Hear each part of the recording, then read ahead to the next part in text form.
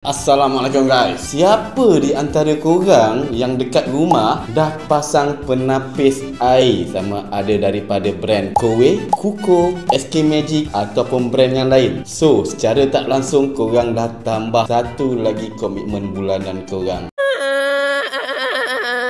Dan andai kata korang tak bayar untuk korang punya servis penapis air tu, apa jadi kat korang? For sure, nama korang akan dimasukkan dalam CTOS report, yang mana dekat situ akan efek korang punya credit score. So, bila korang punya credit score dah jatuh, apa jadi? Loan bank susah nak approve. Bank akan nampak korang punya attitude pembayaran. Ingat, kalau kata korang dah pakai servis-servis macam tu, bayar dan jangan abaikan, sebab benda tu akan menghantui hidup korang. Pinjam macam bos, bayar macam pro, hidup macam sultan.